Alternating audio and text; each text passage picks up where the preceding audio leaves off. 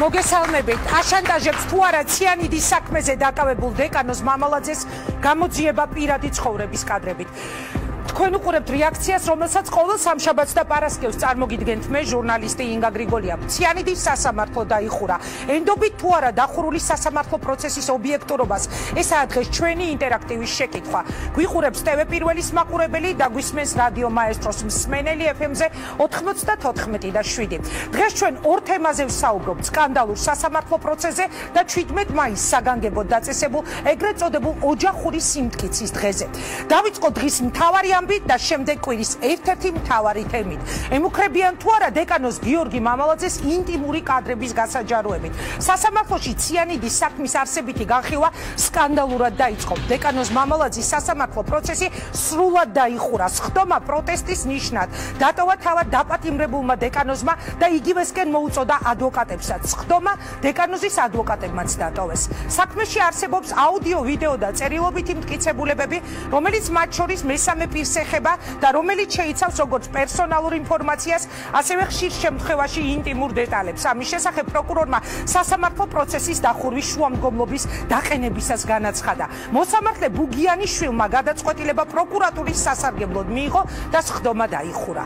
არის თუ არა სახეზე დეკანოზის დაშანტაჟება? აი ეს ყველაფერი, რაც დღეს განიხილებოდა სასამართლო პროცესზე, ჩვენ ახლა უნდა მოვისმინოთ ბოლო ინფორმაცია იმ ადამიანებისგან, ვინც იცავენ კიდეც დეკანოს მამალაძეს და ასევე სხვებისგან, მაგალითად თინა ხიდაშელი, თავდაცვის ყოფილი მინისტრი, იყო ერთ-ერთი პირველი, რომელმაც აღშფოთებული სტატუსი დაწერა და პირდაპირ შანტაჟი დაარქვა ამ ყველაფერს. ჩვენი სტუმარი იქნება ასევე პროკურატურის მთავარი მოწმე ირაკლი მამალაძე და კახა კუკავა, თავისუფალი საქართველოს ლიდერი, რომელიც ესწრებოდა დღევანდელ სასამართლო პროცესს. სასამართლომ კი სულ ცოტა ხნის წინ გააკეთა საგანგებო განცხადება, რომელზეც საუბრითაც მე დავიწყებ ინტერვიუს დეკანოზის ადვოკატთან გიორგი ფანცულაია ხაზზე. მოგესალმებით გიორგი, ძალიან დიდი მადლობა რომ იღებთ გადაცემაში მონაწილეობას. მოგესალმებით ქალბატონო ინგა, ასევე მივესალმებით თქვენ სტუმრებს და მივესალმები იმ ტელემაყურებელებს, რომლის გამოცდაც დახურეს ეს სასამართლო პროცესი. თქვენ რას ფიქრობთ, რატომ დახურეს ეს სასამართლო პროცესი? ვიდრე მე ახლა თქვენ დაგისვამთ პირველ შეკითხვას სასამართლოს მიერ სულ ცოტა ხნის წინ გავრცელებულ განცხადებასთან დაკავშირებით, რომელიც ცოტა ორაზროვანია, რომელშიც საუბარი არის იმაზე, რომ თურმე თქვენ ადვოკატებმა დატოვეთ სასამართლო პროცესი და ამის გამო ისინი უკვე მიმართავენ შესაბამის ორგანოს, რომ თქვენს წინააღმდეგ მოხდეს დისციპლინური დარღვევის კუთხით რაღაც გადაწყვეტილების მიღება და ამავე განცხადებაში სასამართლო ამბობს, რომ სამივე ადვოკატი გაძევებული იქნა სხდომათა დარბაზიდან. ანუ გაგაძევეს თუ დატოვეთ ეს სხდომათა დარბაზი, ამაზე ოდნავ მოგვიანებით. მანამდე მიპასუხეთ თუ შეიძლება, რატომ დახურეს საბოლოოდ სასამართლოს სხდომა? რა იყო იქ ისეთი? რა ითქვა იქ ისეთი და რამ გამოიწვია დეკანოზის პროტესტიც და ბუნებრივია თქვენს მასთან ერთად რატომ დატოვეთ ეს სხდომა? მოდი მოგახსენებთ ქალბატონო ინგა თავმჯდომარებით ყველაფერს. პირველ რიგში დეკანოს მამა გიორგი მამალაძეს, როგორც მოგახსენეთ, შესთავაზეს საპროცესო და ამითი როგორმე დაეყოლიერა. მან განაცხადა ამაზე უარი. ამის შემდეგ მისი შესაშინებლად დაუმძიმეს მას ბრალი. მაგრამ ის კვლავ იგივე პოზიციაზე დარჩა. ამის შემდეგ მას დაემუქრენ პირადი ცხოვრებით. მაგრამ არც ამის შემდეგ გაწდა. და დარჩა ერთადერთი გზა. დაიხურო სასამართლო პროცესი და იქ ჩვენ ადვოკატებმა რაც არ უნდა ვისაუბრო და დავამტკიცოთ, გამოვიდეს ის განაჩენი, რაც სასამართლოს და პროკურატურას როგორც ჩანს ერთობლივად აწყობს. გიორგი, დიახ, ანუ არ უნდა გამოძიებას, რომ საზოგადოებისთვის ცნობილი გამხდარიყო რა ხდება სასამართლო პროცესზე და ეს იყო საბოლოო დახურვის გადაწყვეტილება. სხვათა შორის მე მაყურებელს მინდა შევახსენო, რომ მოსამართლე, რომელმაც ეს გადაწყვეტილება მიიღო, არის კაბელების საქმის ცნობილი მოსამართლე, რომელსაც პოლიტიკური გადაწყვეტილების მიღებაში ადანაშაულებდნენ თავის დროზე, როცა კაბელების საქმეზე დაკავებული 4 თავდაცვის ყოფილი თანამშრომელი გაუშვა პატიმრობაში. ანუ რას უმალავენ საზოგადოებას? მას ეს მითხარით. გიპასუხებ, რომ ძალიან მოკლედ შევეხები ერთ დეტალს, ქალბატონო ინკა, თუ რავს გულისხმობდი დღეს მე როცა სასამართლოზე ვხვი, აღმაშფოთებელია, როცა საჯარო სასამართლო პროცესზე საჯაროდ დეკანოს მამა გიორგი მამალაძეს ბრალდება ემუქრებოდა პირადი ცხოვრებით. მიუხედავად იმისა, დეკანოს მამა გიორგი მამალაძეს დასამალი არაფერი არ აქვს ეს ერთი და მისი პირადი ცხოვრება მისი ოჯახზე გადის და არ ამძდა არ აქვს სხვა ვინმეზე. მიუხედავად ამისა, ის პირადი მიმოწერა, რომელიც არის ამოღებული, საერთოდ არ არის კავშირში იმ ვიდეო ჩანაწერებთან, რომელიც ირაკლი მამალაძემ განახორციელა და საერთოდ არ არის კავშირში დანაშაულის მომზადებასთან, მკვლელობის მომზადებასთან. ეს თავიდანვე ამოღებული იყო სავაჭროდ და რის შემდეგაც არ გაწდა დეკანოს მამა გიორგი მამალაძე. რა არის აქ? თქვენ მოსმენილი გაქვთ გიორგი? რა ჩანაწერი არის? ეს არის აუდიო თუ ვიდეო? მოდით ეს კიდევ ერთხელ დამიკონკრეტეთ. გიპასუხეთ. არის სატელეფონო მიმოწერა და კომპიუტერით სოციალურ ქსელში მიმოწერა, წარმოიდგინეთ, მე რო ჩემი ოჯახის წევრს ან მეუღლეს მივწერო რაიმე, ან ჩემი ახლობელს მივწერო რაიმე, რომელიც არაფერ შვაში არ არის დანაშაულის მომზადებასთან. ეს არის წმინდა პირადი ცხოვრება. მიუხედავად ამისა, მამა გიორგი მამალაძე იმაზეც იყო მზად, რომ ეგეც გაეშვათ და არც მაგაზე იხევდა უარს, მაგრამ ყოველ შემთხვევაში რა კავშირშია ეს დანაშაულის მომზადებასთან? ჩვენ აქ გავმიჯნავ არ ყოფილა საუბარი იმ ვიდეო მასალებზე, რომელიც ირაკლი მამალაძემ ჩაიწერა. ამაზე არ ყოფილა საუბარი. ეს იყო წმინდა შანტაჟისათვის ამოღებული პირადი მიმოწერა. ანუ ამ მიმოწერას ეხლა რაზეც თქვენ საუბრობთ, არანაირი კავშირი არ ქონდა დაუშვათ იმ დანარჩენ ვიდეო მასალასთან თუ აუდიო მასალებთან, რის საფუძველზეც მას აბრალებენ რომ იგი დანაშაულის ჩადენას ანუ თქვენ ნანახი გაქვთ ეს მიმოწერა, რომელიც დღეს პროკურორმა თქვა, რომ აი პირადი ხასიათის, დიახ.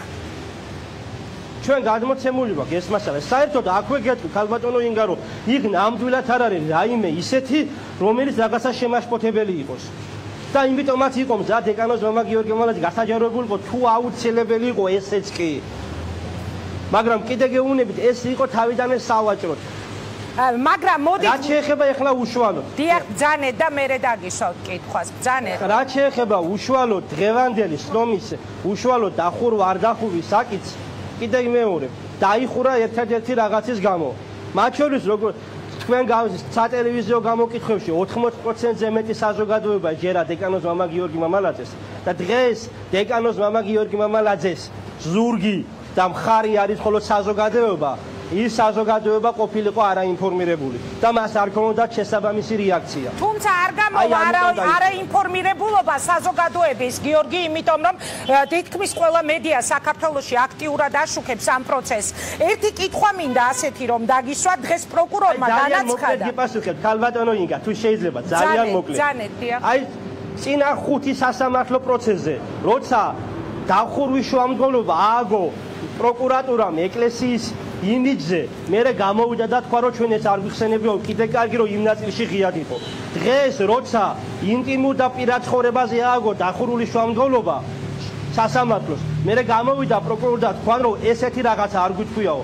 ამის შემდეგ საზოგადოებას უყვირ თუ პროკურატურიდან სიმართლეს ვერ გაიგებენ თუ მოდით ეს საზოგადოებას მივანდო დასკვნის გაკეთება ჩვენ ზუსტად ეს შეკითხვა გვაქვს სხვათა შორის ინტერაქტივში დასმული გიორგი მოდით მე ხა წაუკითხავ მაყურებელს და თქვენს პასუხს დაველოდები ამაზე შემდეგ ანუ პროკურორი ამბობდა რომ საქმეში არსებობს აუდიო ვიდეო და წერილობითი მტკიცებულებები რომელიც მათ შორის მესამე პირს ეხება და რომელიც შეიცავს როგორც პერსონალურ ინფორმაციას ასევე ხშირ შემთხვევაში ინტიმურ დეტალებს და აი ამიტომ ისინი თვლიდნენ რომ უნდა დახურულიყო სხდომა.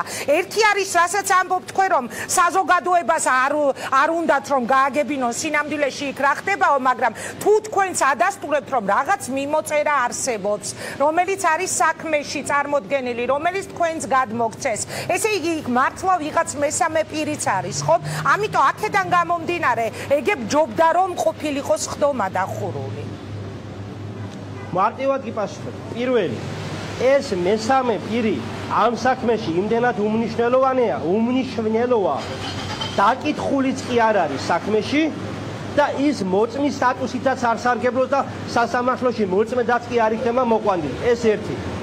და მეორე, ჩვენ სასამართლო პრაქტიკაში არაერთხელ ყოფილა მათ შორის ჩემ საადვოკატო პრაქტიკაში ერთ-ერთი გახმაურებული საქმე ავიღოთ არც გარდაცვლილი ბატონი ზურაბ ჟვანია, სადაც ეგრეთ წოდებული ჰაკიმ ფაშას ვიდეოს ნაწილი დაიხურა ერთი დღე რამოდენიმე საათი, დანარჩენი 9 საათი იყო თავიდან ბოლომდე ღია. თუ აუცილებლობა იყო ის დღე, ის საათი, ის მონაკვეთი დახურულიყო, როგორც იყო მაგალითად კაბელების საქმეზე და უამრავი სხვა საქმეზე, რა პრობლემას წარმოადგენდა? დავიჯერო 120 მოწმე, რომელიც დასაკითხია 120-ვეს პირადი ცხოვრება განიხილება, მაშინ კარგად ყოფილა ჩვენი საქმე, ხო? გიორგი, ეხლა რას აპირებს დეკანოზი იგი შემდეგს ხდომას დაესწრება თუ არა? მოდით მე მაყურებელს გავაცნობ, რა განცხადება გაავრცელა სასამართლომ ბრალდებულ მამალაძის უფლებებს უკვე მომდევნოს ხდომაზე სახაზინო წესი დანიშნული ადვოკატი დაიცავსო, სასამართლო მოუწოდა დაცვის მხარეს წესრიგის დაცვისკენ და ვინაიდან ისინი არ დაემორჩილნენ სასამართლოს მოწოდებას, ამიტომ გაძევებული იქნეს ხდომათა დარბაზიდან და ასევე აქვე წერია, რომ დაცვის მხარემ პროტესტის ნიშნად სასამართლოს ხდომის დარბაზი დატოვაო. ანუ დატოვეთ თუ გაგაძევეს, ეს კითხვა ერთია და დაესწრება დეკანოზის შემდეგს ხდომას. ან თქვენ რაღაც აპირებთ, რადგან უკვე გავრცელდა ეს განცხადება, რომ სახაზინო ადვოკატზე მიიღეს გადაწყვეტილება. მოკლედ გიპასუხებ ხომ თავმჯდომარედ ქალბატონო იკა. პირველი პროტესტის ნიშნად დატოვა დეკანოზმა და არა ადვოკატებმა. როცა პროტესტის ნიშნად დეკანოზმა მამა გიორგი მამალაძემ დატოვა ხდომა, ჩვენ მოგვიწოდა რომ დაგვეტოვებინა სასამართლოს ხდომა. სისხლის სამართლის საპროცესო კანონმდებლობით, ასევე ადვოკატთა ეთიკის კოდექსით ჩვენ არ გვაქვს უფლება ჩვენი დასაწავით წინააღმდეგ ვიმოქმედოთ. აქედან გამომდინარე ჩვენ ვალდებული ვიყავით დაგვეტოვებინა. და აქ ისმის კითხვა, ჩვენ თუ დავტოვეთ როგორ გაგვაძევა? და თუ გაგვაძევა როგორ დავტოვეთ? მეც გამიჩნდა ეს. ანუ ძალიან მარტივია, ქალბატონო იკა, ჩვენ თუ დავტოვეთ როგორ გაგვაძევა? და თუ გაგვაძევა, მაშინ როგორ დავტოვეთ? და თუ არ დაგვიტოვებია, მაშინ რატო გაგვაძევა? ანუ ყველაფერი იქით მიდის, რომ ადვოკატების გარეშე დარჩება დაპატიმრებული დეკანოზი? არა, არც ამ შემთხვევაში. ჩვენ გვაქვს პროცესუალურად იმის უფლება, რომ გავასაჩივროთ, ჯერ პირველ რიგში ჩავიბარებთ ამ განჩინებას. ჩვენ თუ ეწერება იქ, რომ ჩვენ გაძევებული ვართ, იმიტომ რომ არ ვიცი, მე დავტოვე სასამართლოს ხდომა დეკანოზის თხოვნით და ბრძანებით. და ამის შემდეგ თუ ვინმე მე რო დავტოვე შემდეგ თუ გამაძევა, ეგ არ ვიცი. ამიტომ ჩავიბარებ განჩინებას, თუ შიგნით იქნება ისეთი რამე რომ მე გამაძევეს, უკვე ჩემ რო წავედი შემდეგ თუ გამაძევეს, მაშინ შესაძლოა მე მაქვს პროცესით უფლება გავასაჩივრო და ნამდვილად დავადასტურებ რომ არც ერთ შემთხვევაში არ უნდა მოხდეს ჩვენი როგორც ადვოკატები ჩამოწვევა. დეკანოზი დაესწრება შემდეგ შეხვედრას. აი ამას მე უშუალოდ ორშაბათს როცა შევალმინდა შაბათკვირა არის და ფიზიკურად არ მექნება ეს ორი დღე მასთან კომუნიკაციისათვის ორშაბათს შევალ კი ბატონო. და შესაბამისად პასუხსაც მაშინ მიიღეთ. მადლობა კიდევ ერთი. დღეს ითქვა რომ სასამართლო გასულია იმ პირებზე, ვისგანაც დეკანოზმა შეიძინა ციანიდი. ამის შესახებ რას გვეტყვით? ეს არის პირდაპირ ვაბობ სრული პასუხისგებლობით. წინააღმდეგ შემთხვევაში გამოუძეს ნებისმიერი პროკურორი და მითხრას. საქმეში არ არის პირი ნაპოვნი, ვისგან შესაძლოა ეყიდა დეკანოს მამა გიორგი მამალაძის ციანიდი, იმიტომ რომ არ უყიდია და შესაბამისად ისინი საუბრობენ რომ ჩვენ გავავლინეთ შესაძლო წრევისგან შესაძლოა ეყიდა ციანიდი. აი მე არც მეტი არც ნაკლები. ეს ადამიანები დაკავებულები არიან, დაკითხულები არიან. არც დაკავებული არსება, ქალბატონო იკა, არც დაკავებული ეს ადამიანები, არც დაკითხულია და არც ბუნებაში არ არსებობენ. საქმეში არ დევს ესეთი ადამიანები, ეს არის ტყუილი. და შესაბამისად მე ვამბობ სრული პასუხისგებლობით რომ დეკანოზი მამა გიორგი მამალაძეს მიმართ იმიტომაც დაიხურა თუნდაც თომა რამოდენიმე წუთი როცა ღიათ იყო მან როგორ მოასწრო თქმა ეთქვა საზოგადოებისათვის თუ როგორ მოიტაცეს ის აი ეს უნდა მეკითხა ანუ ესეთი რა მინდოდა მეკითხა ჩვენ აქამდე ვიცოდით რომ ის დააკავეს აეროპორტში დღეს დეკანოზმა თქვა რომ მისი დაკავება მოხდა არა აეროპორტში არამედ მანქანაში ხო აეროპორტში კი არა ანუ როგორც მოგვაწოდა პირველადი ვერსია გამოძიებამ ამაზე რას გვეტყვით და დაგემშვიდობებით თინახი და შევთან გადავა როგორ მოხდა შემდეგ იყო როცა მან აეროპორტის ადმინისტრაციული შენობა დატოვა და თვითმფრინავის ტრაპთან უნდა მისულიყო ზოგი მიდის ფეხით ზოგი მიდის მანქანით მამა გიორგი მამალაძეს უცხად რომ ფეხით არ წახვიდეთ აეროპორტის ტრაპამდე კი არა თვითმფრინავის ტრაპამდე მიგავძანებთ მანქანით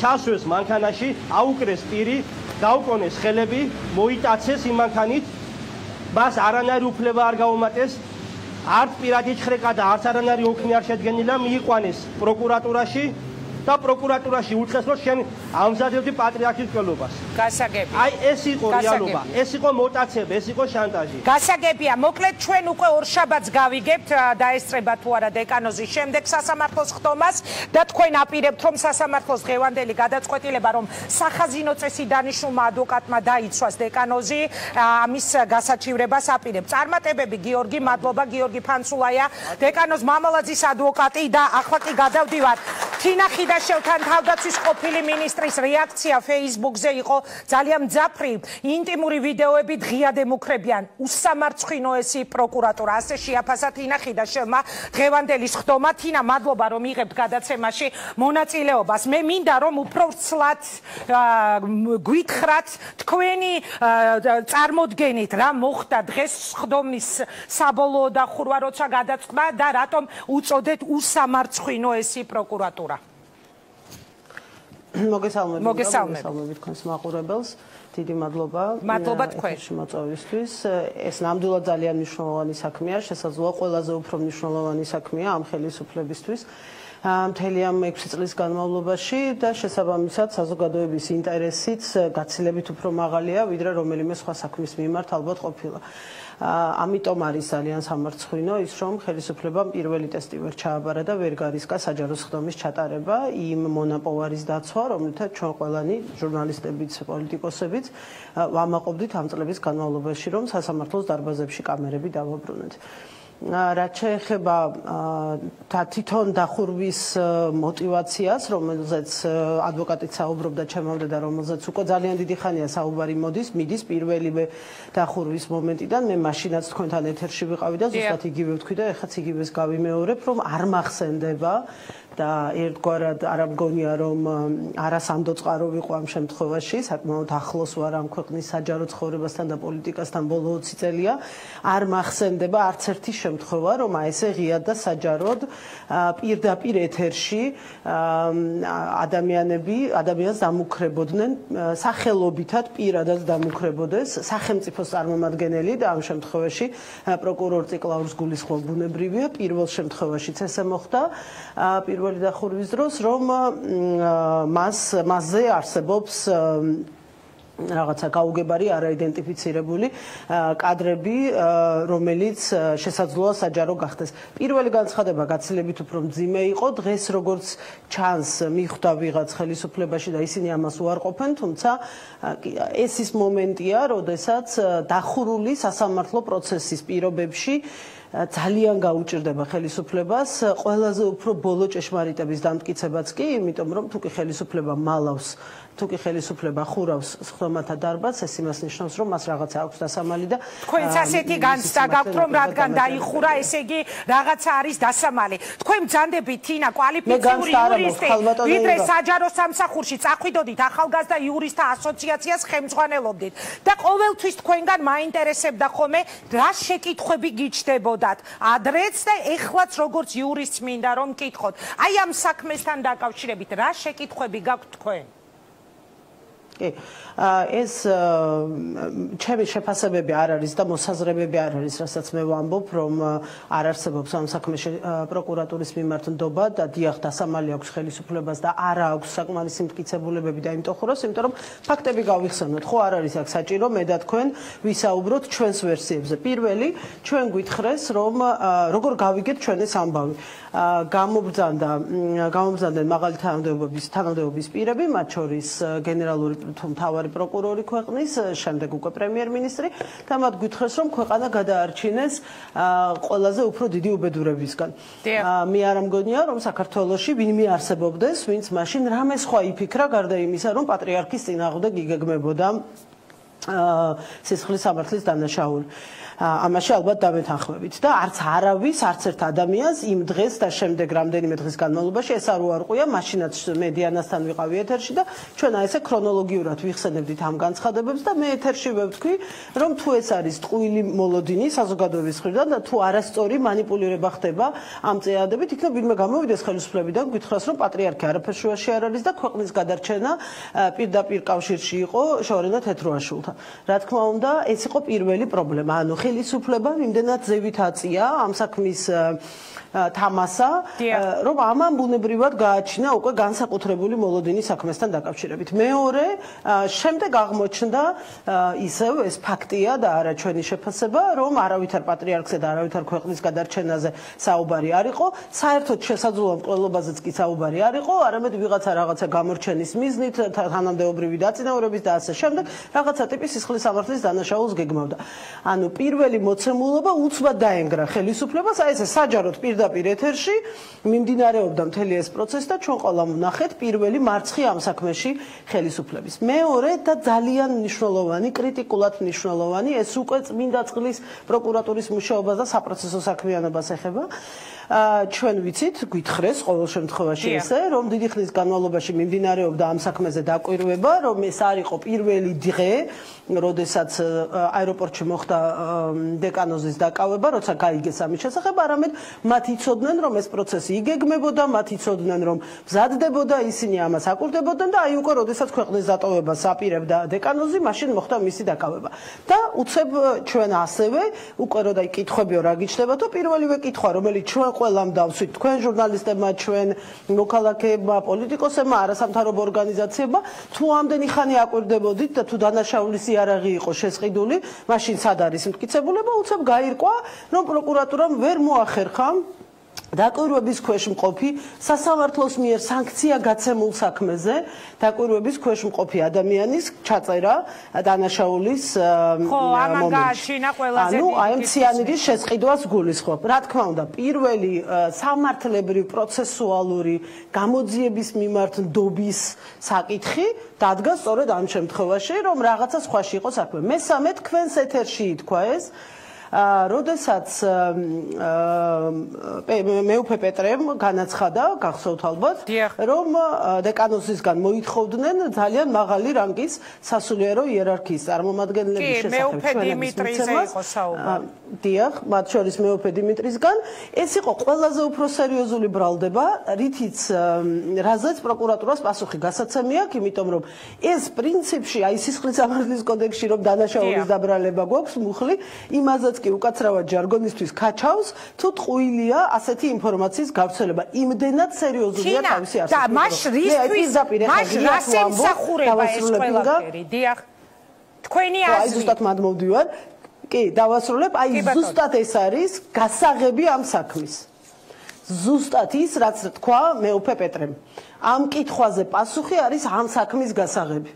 თუ ეს არის სიმართლე, რომ დეკანოზისგან ითხოვდნენ მეუფე დიმიტრიზე ჩვენების მიცემას, მაშინ მე პირადად, როგორც ამ ქვეყნის მოქალაქეს და მეტნაკლებად ინფორმირებულს იმაზე, რა ხდება საპატრიარქოში, რა საუბრები მიმდინარეობს მომავალ პატრიარქთან დაკავშირებით, არავითარი კითხვები აღარ მაქვს, სინამდვილეში რასთან გვაქვს საქმე და რისი მსხვერპლია დეკანოზი, მაგრამ კიდევ ერთხელ ვამბობ, სანამ პროკურატურა დღითი დღე ყოველ დილას მარცხდება ამ საქმეში, საზოგადოების წინაშე, სისხლის საპროცესო კანონმდებლობის წინაშე, პროცედურების წინაშე, მანამდე, რა თქმა უნდა, საზოგადოებას მუდმივად ექნება ეს უნდობლობა და მათ ისე ზუსტად როგორც წინა ხელისუფლებამ ერთადერთი ალტერნატივა იპოვეს მთელი ამ მარაზმისგან გაქცევის, რომელშიც თვითონ აღმოჩნდნენ საკუთარი ნებით პრინციპში, რომ დახურეს სასამართლო პროცესი. უფრო მეტი კითხვა დატოვეს, უფრო მეტი სპეკულაციის სივრცე შექმნეს. მადლობა, წარმატებები, თქვენ დიდი მადლობა საინტერესო ინტერვიუსთვის.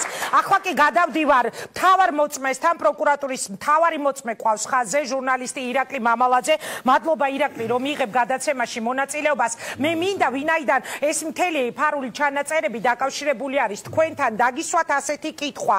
რა ჩანაწერებზე საუბრობდა პროკურატურა, რომლის საფუძველზეც, იმიტომ რომ მესამე პირსაც ეხებოდა, მან მოითხოვა დახურულიყო სასამართლოს ხდომა. თქვენ იცით ეს რა ჩანაწერები? აი ადვოკატმა თქვა, რომ ეს არისო რაღაც სატელეფონო მიმოწერაო. თქვენ თუ შეგიძლიათ ამაზე რამე ინფორმაცია მოგვაწოდოთ? ინგა პირველ რიგში მე მინდა ახლა მომეცა საშუალება და უსმენდი ქალბატონ თინა ხიდაშვილს დამერწმუნეთ ის ხელისუფლებაში რო ყოფილიყო ჩადგებოდა თეატრო ლუკიანის და კვირიკაშვილის გვერდით დადგებოდა და ისიც ანალოგიურად იტყოდა რომ ქვეყანა გადარჩა დიდ უბედურებას. დიახ, ასე იყო და ასეთ იყო მოცემულობა მაშინ. რაც შეეხება თურმე არაფუბედურება არ არის ასე ვთქვათ პატრიარქის დელეგაციაში ვინმეს მკვლელობის თუნდაც ეს შორენა თეთრუაშვილი ყოფილიყო ოფიციალურ დელეგაციაში. აი ესე წარმოაჩინა ქალბატონმა თინამ თუმცა ეს უბედურება არ არის ქვეყნისთვის. ნუ მე არა, მან თქვა რომ მოგვაწოდეს როგორც მაგარი ერარქიის ძალიან დაბალი წარმოდგენა შემექნა მის გამოსვლაზე. როგორც ჩანს მას ეთერების პრობლემა აქვს და ეხლა ამ თემას ეჭირება. აი, ირაკლი, არა აქვს თინას ეთერების პრობლემა, ყოველთვის სასურველი რესპონდენტია. მოდი, ჩემს შეკითხვას. ნუ მე დიდი ხანი არ მინახია, ყოველ შემთხვევაში და რაშვაში ამ საქმესთან ეხლა უპატრონო ეკლესიას ეშმაკები შეესიაო, ისი არ ეხლა რაშვაში ეკლესია და თინა ხიდაშვილი ვერ ხვდები აბსოლუტურად. ეხლა რაც შეეხება იმას, რა ქვია, თქვენს კითხვას. თინა ხიდაშვილი არის ადამიანი, რომლის აზრი ყოველთვის ძალიან საინტერესოა, პირადად ჩემთვის და ის არის ძალიან მაღალი კვალიფიკაციის იურისტი, გარდა იმისა, რომ ის იყო საჯარო მოხელე, როგორც იურისტი, ჩემთვის ის ყოველთვის წლების განმავლობაში ძალიან საინტერესოა. გისმენ ირაკლი? გასაგებია, მაგრამ ვისაუბრებთ აღმოჩნდა მისი შეფასებები. ხო შეიძლება გავიგეთ თქვენი პოზიცია. მიუღებელია ჩემთვის მისი შეფასებები. კი ბატონო, ეხლა რაც შეეხება ჩანაწერებს, მე ადრეც ვამბობდი და ვთქვი, რომ არ შეიძლება რაღაც ამ ჩანაწერების გასაჯაროება, იქიდან გამომდინარე მაგ არის საუბარი მესამე პირებზე და არავის არ აქვს ქვეყანაში უფლება დააყენოს ვინმეს პირადი ცხოვრება რაღაც ჩრდილის ქვეშ ადამიანი და თქვათ იმ ადამიანმა ვერ გააგრძელოს სრულფასოვანი ასე ვთქვათ მოღვაწეობა საზოგადოებაში. აქედან გამომდინარე მიიღო მოსამართლემ ესეთი გადაწყვეტილება რაც მიიღო ადვოკატებს აქვს ეს საქმე მოსამართლეს აქვს და ჩაიხედა საქმეში და ნახა რომ მართლაც შეიცავს ეს საქმე ისეთ პერსონალურ ინფორმაციას პირადი ცხოვრების ასე ვთქვათ დეტალებს რომლის ასე ვთქვათ გასაჯაროება არ შეიძლება და რომელიც არ უნდა იცოდეს საზოგადოების დიდმა ნაწილმა. აქედან გამომდინარეც იყო რომ ის გაუთქმელობა რომელზეც ამდენი ხანია მიდის საუბარი აი რატო დაადებინეს ადვოკატებს გაუთქმელობაზე ხელწერილი რატომ დამადებინეს მე თუ სხვას იმიტომ რომ არის ისეთი მასალები რომლის გასაჯაროება არ შეიძლება არავითარ შემთხვევაში და ამით ზიანი მიადგება როგორც ეკლესიას ასევე საზოგადოებას და ასე რატომ შეგიძლია რომ განმიმარტო ამ მესამე პირზე როდესაც შენ საუბრობ ანუ ეკლესიის წიაღიდან არის ეს მესამე პირი ანუ თუ რა ხდება და კიდევ ერთი შენს მიერ მიწოდებულ ამ მასალებში იყო ეს ჩანაწერები ეს მაინტერესებს მე იმიტომ შენს მიერ მიწოდებულ მე არ ვიცი სატელეფონო საუბრები მე არ ვიცი მიმოწერასთან დაკავშირებით არაფერი ინგა შესაძლოა იმაზე მძიმე იყოს თქვათ რაც ჩვენ ასე თქვათ რაც მე მივიტანე პროკურატურაში თუმცა ის რაზეც ამაო საუბრობს ღიათ ამ ჩანაწერებში ნამდვილად შეიცავს პირადი ცხოვრების ასე ვთქვათ რაც შენ ქონდა იმ ჩანაწერებში რაღაც გარკვეულ მომენტებს და აქ არის როგორც სასულიერო პირებზე საუბარი რაც არ უნდა გაგიკვირდეთ ასევე არის ერთ-ერთი ეპარქიის მრევლზე და შეუძლებელია ამის გასაჯაროება დამიჯერეთ და მე ვფიქრობ რომ ეხლა თუ ასე მტკიცეთ აქვს მამაოს გადაწყვეტილი და უნდა რომ ეს გასაჯაროვდეს მაშინ მე ვფიქრობ რომ მას უფრო კომფორტული იქნება თუ ის ჯვარს დადებს კაბას გაიხდის და ისე წარდგება სასამართლოს წინაშე და მაშინ გამოვიტანოთ ეს ჩანაწერები და მაშინ აცდება ეკლესიაც გარკვეულწილად უხერხულობას ხო ხვდებით რას გულისხმობს და ის როგორც ჩვეულებრივი პირი ისე წარდგეს სასამართლოს წინაშე და ასე ვთქვათ ისე გასამართლეს ამ კონკრეტული დანაშაულისთვის ამას გულისხმობს ირაკლი ერთი კითხვა მინდა რომ დაგისვათ რა კავშირშია ეს პირადი ხასიათის თუნდაც არსებობდეს ჩანაწერები დანაშაულთან რომელსაც ბრალად უხენებენ დაკავებულ დეკანოს ანუ მან თქვა კიდეც რა გაასაჯაროვეთ თუ გაქვთ რამე აქ ჩვენ არ ვიძიებთ ჩემს პირად ცხოვრებას მან თქვა ეს ჯერ კიდევ წინასხდომაზე. აქ არის საუბარი, მე ჩავიდინე თუ არაო დანაშაული. ეხლა თქვენ რადგან მივხვდი რომ რაღაც ინფორმაციას ფლობთ რამ ჩანაწერებზე, რამე კავშირში არის? მე ჩემი პირადი ცხოვრებაა, მაგრამ ჩავდივარ თუ არა დანაშაულს, რის გამო ციხეში გამომამწყდევენ, ეს სხვადასხვა თემებია. უკავშირდება ეს ყველაფერი ერთმანეთს? იქ უნდა დაიკითხოს არაერთი პირი.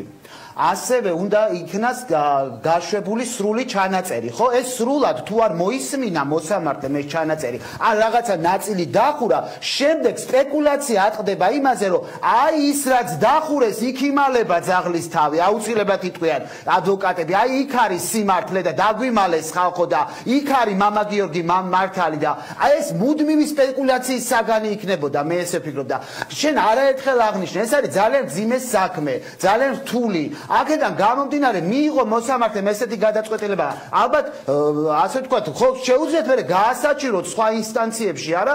და ყველანი დავწუნდებით, რამდენად სამართლიანი იყო ეს გადაწყვეტილება, არა? ირაკლი, კიდევ ერთი კითხვა. ბრალდების განცხადები დეკანოზის ახლობლები ემუქრებიან ერთ-ერთ მოწმეს. მე მაქვს ასეთი ინფორმაცია, თითქოს ეს მოწმე ხართ თქვენ. შეგიძლიათ რომ დამიდასტუროთ და თუ ეს ასეა რა არა, მე ვერ დაგიდასტურებთ ამ ინფორმაციას, მე არ ვიცი ამასთან დაკავშირებით, სხვა 70-მდე მოწმეა ამ საქმეში, ასე რომ მე ამ ინფორმაციას ვერ დაგიდასტურებთ ვერანაირად.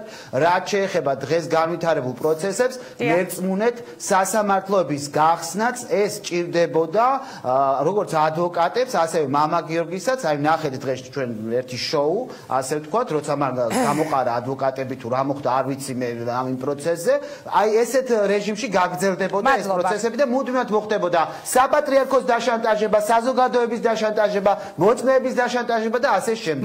ამიტომ მე ვფიქრობ, რომ დახურულ პროცესებზეც მაინც ყველაფერი გაირკვევა და საბოლოო განაჩენი მაინც დადგება. მადლობა, წარმატება მინდა გისურვოთ. მადლობა რომ იყავით ჩვენი სტუმარი ირაკლი მამალაძეს. ვემშვიდობები და ვიდრე ჩვენი გადაცემის შემდეგ თემაზე გადავალ კიდევ ერთი სტუმარი, ეს არის კახა კუკავა. ის მთელი დღის განმავლობაში ესწრებოდა სასამართლო პროცესს. მადლობა ბატონო კახა რომ იღებთ გადაცემაში მონაწილეობას. მოდით მოგვიყევით, თქვენც ასევე ხართ იურისტი, თქვენც ასევე ხართ კვალიფიციური სამართალმცოდნე. მოგვიყევით მოქალაქის თვალით და პლუს სამართალმცოდნის თვალით დანახული დღევანდელი სასამართლო პროცესი რა იყო და მისი დახურვა. დიდი მადლობა. როგორც მოქალაქის თვალით ვიტყვი უბრალოდ ქალბატონო ინგარო, პირველი ინფორმაცია რაც მივიღეთ ჩვენ, როდესაც გაიხსნა პროცესი, არის ის, რომ ამ საქმეს განიხილავს იგივე მოსამართლე ბუგიანიშვილი, რომელმაც განიხილა კაბელების საქმე, რაც მე ვფიქრობ ძალიან მრავლისთქმელი არის, იმიტომ რომ ჩვენ გვახსოვს კაბელების პროცესი როგორ ტარდებოდა. ბუგიანიშვილი ეს არის ერთ-ერთი ის მოსამართლე, რომელიც არის პროკურატურის და ხელისუფლების განსაკუთრებული ნდობით აღჭურვილი და კახა, რადგან პარალელი გავლეთ, უკაცრავად თუ შეიძლება მე არ შეგაწყვეტინებ თქვენ შეფასებას მოვისმენთ. მეც თქვი რომ ეს ის მოსამართლეა, მაგრამ ეხლა თქვენ პირდაპირ პარალელი გავლეთ. მას ხელისუფლების ინტერესი, პროკურატურის ინტერესი, მამალაძე იჯდეს ციხეში, აი მთელ ამ ციანიდის საქმეში რაში მდგომარეობს, თქვენ როგორ ფიქრობთ? მოტივზეც გადავალ უბრალოდ რადგანაც მკითხეთ როგორც იურისტის თვალით, მართლაც საინტერესო იყო პროცესი რომ დავესწარით ჩემთვის, იმიტომ რომ დავრწმუნდი კიდევ ერთხელ რომ ხანდახან ტელევიზიებიდან არ ვიღებ საკმარის ინფორმაციას, მაგალითად მე ჩემი ყურით მოვისმინე როგორ ითხოვდა პროკურორი რომ პროცესი უნდა დახურულიყო იმის გამო რომ საქმეში იყო გარკვეული ინტიმური დეტალები, რაც სამჯერ გაიმეორა პროკურორმა და შემდგომ უკვე ტელევიზიებით მოვისმინე პროკურორ ციკლაურის განცხადება, რომელიც საუბრობდა რომ თურმე ასეთი რამ პროკურატურას არ უთქვამს. მე ვფიქრობ თქვენ გააქვთ პირველი არხის მიერ ჩაწერილი ვიდეო მასალა და თავისუფლად შესაძლებელი არის მთელი საქართველო დარწმუნდეს იმაში, რომ პროკურორი იტყუება.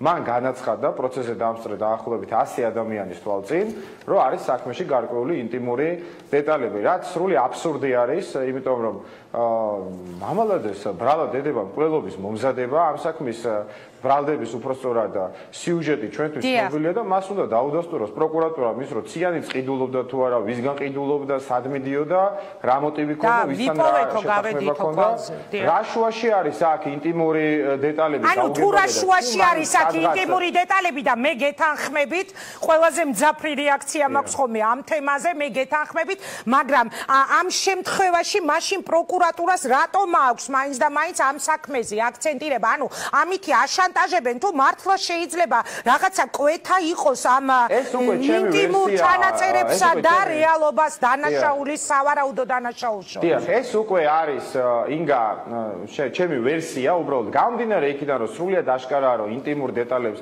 კვლელობის საქმესთან არანაირი კავშირი არ აქვს. გამომდინარე იქიდან, რომ ამის შესახებ აკეთებს აქცენტირებას არა მარტო პროკურატურა, არამედ რამდენიმე უფლებადამცველი, რომლის პოზიციაც პროკურატურის პოზიციას ემთხვევათ.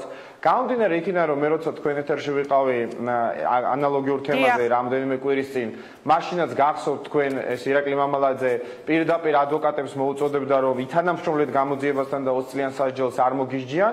ჩემი აზრით ეს არის შანტაჟი დეკანოზ მამალაძის მიმართ, რომ მან უნდა დაასახელოს სინოდის რამოდენიმე წევრი, მინიშნებები კეთდება მეუფე დიმიტრიზე, შეიძლება სხვაზეც იყოს მოთხოვნა და მას გაათავისუფლებენ პატიმრობიდან, ანუ მიუჯდიან შედარებით სუბუქ სასჯელს.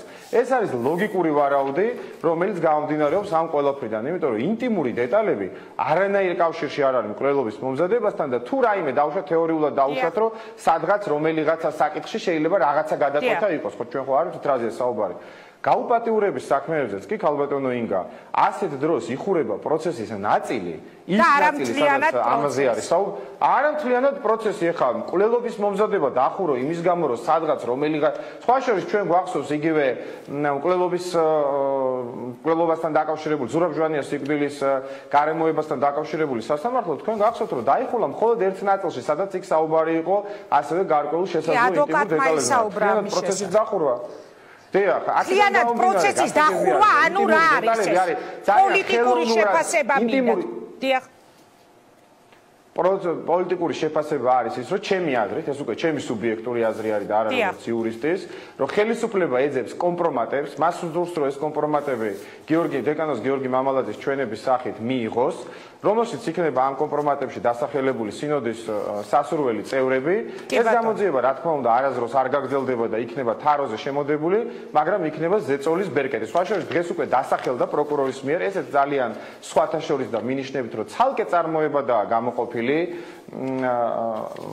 გიორგი მამალაძის ეგრეთ წოდებული თანამზრახველების საქმე და დასახელდა ასევე ძალიან ჰიპოთეტურად, რომ დადგენილი არის იმ პირთაც, რომ ვისგანაც შეეძლო, ვისგანაც შესაძლოა ადვოკატმა თქვა, რომ არ არსებობს ამ ხალხის ჩვენებებიო, ვისგანაც შეიძლება მან ციანიდი შეიძინა.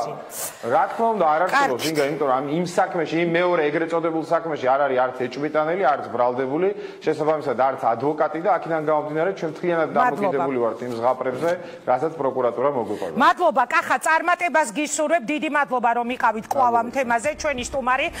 ვემშვიდობები, კახა კუკავას, ახლა კი გადავდივართ სხვა თემაზე, რეკლამის შემდეგ 17 მაისს საგანგებოდ დაწესებული ოჯახის სიმტკიცის დღე საქართველოში, სადაც ლამის ყოველ მეორე დღეს ოჯახური ძალადობის და მკვლელობების მოწმენი ვხდებით. დისკუსიას რეკლამის შემდეგ ვხსნით და ძალიან საინტერესო სტუმრებთან ერთად დაგველოდეთ, რეკლამა მალე გაიგო.